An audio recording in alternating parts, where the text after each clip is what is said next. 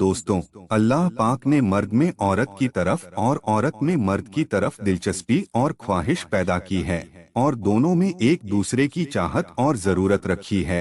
दोनों की जिंदगी एक दूसरे के बिना अधूरी रहती है। इस चाहत को नफसानी ख्वाहिश कहा जाता है, जिसे पूरा करना इंसानी फितरत का तकाजा है।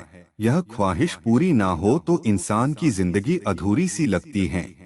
इसके बिना इंसान खुश तो रहता है, मगर अंदर ही अंदर एक मायूसी सी महसूस करता है। इस ख्वाहिश को पूरा करने के लिए इंसान को जानवरों की तरह बिल्कुल आजाद नहीं छोड़ा गया है।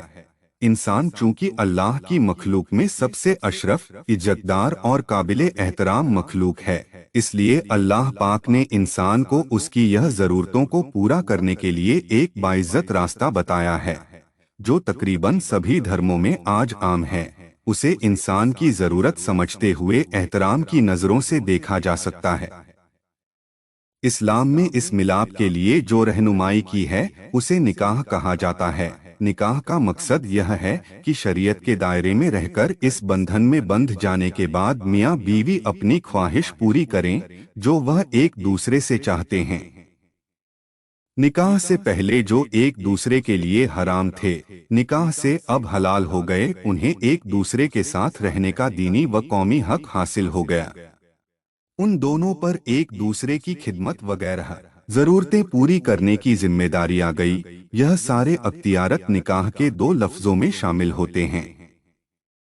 चंद लोगों की मौजूदगी में दो गवाहों के सामने एक ने कहा मैंने तुमसे निकाह किया और दूसरे ने कहा मैंने कबूल किया, बस निकाह हो गया। इस पाक रिश्ते में बंधने और बांधने के लिए इतना ही काफी है।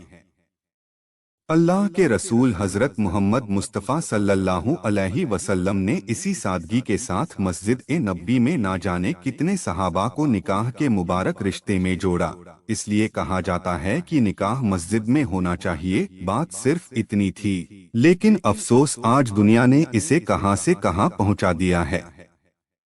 अब तो सालों पहले से इसकी तैयारी होने लगती है। दोनों तरफ से खूब खूब खर्चे कराकर उन्हें तबाह करने की स्कीमें बनाई जाती है।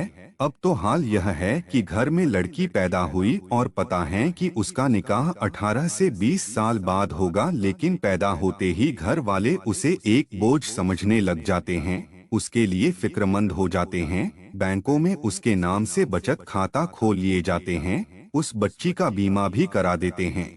उसके नाम से तरह तरह की बचत स्कीमों को तलाशने में लग जाते हैं ताकि उसकी शादी धूमधाम से हो सके। यह सब क्यों हुआ?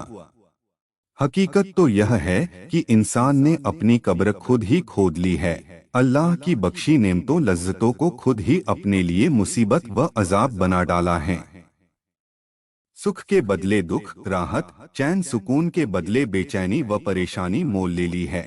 हालांकि इस्लामी नजरिए से अगर किसी की कई लड़कियां हो तो भी उसे फिक्रमंद होने की जरूरत नहीं, लेकिन आजकल तो एक या दो बेटियां भी लोगों पर बोझ बन गई है।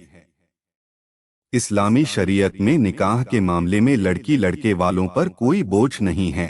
किसी पर कुछ खर्चा वाजिब नहीं किया गया है कि इतना और यह तो करना ही पड़ेगा। किसी को नाश्ता पानी और खाना खिलाने पर भी मजबूर नहीं किया गया है।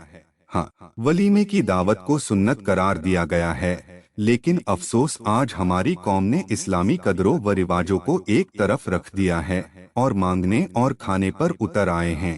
रिश्ता तय हुआ कि लड़के वालों ने लड़की वालों से कहा कि हम बारात लेकर आएंगे, बारातियों को यह वह खिलाना होगा, हमें यह वह सामान देना होगा। ऐसे लोग अल्लाह की नज़र में सख्त गुनहगार हैं, जिसका अंजाम उन्हें आखिरत में भुगतना होगा। आजकल लोग एक नेक बंदा जो इज्जत से नौकरी या धंधा करके हलाल कमाई करता है, उसकी आमदनी देखकर रिश्ता करते हैं। दूसरी तरफ अगर लड़का पढ़ा लिखा नहीं है और ऊपर से गुंडा मवाली है लेकिन पैसे वाला है, उसे खुशी से अपनी लड़की सौंप देते हैं, भले ही शादी के बाद वह उसे मारे पिटे। सब मालूम होने के बावजूद कुछ लोग सिर्फ पैसा देखकर अपनी फूल से बेटी उसे सौंप देते हैं। यह हैं आजकल के कुछ मुसलमान। अल्लाह ऐसे लोगों को तौफीक दे। अपने आप को पढ़े लिखे, मालदार व इज्जतदार समझने वाले निकाह के मामले में भिखारी बन गए हैं। तौबा तौबा। اسلامی شریعت نے تو لڑکی والوں کو کچھ بھی خرچ کرنا ضروری نہیں قرار دیا ہے، بلکہ لڑکے والوں کو لڑکی کی مہر ادا کرنے کی تاکید کی ہے۔ اللہ ہمیں اسلامی شریعت پر چلنے کی توفیق عطا فرمائے، آمین۔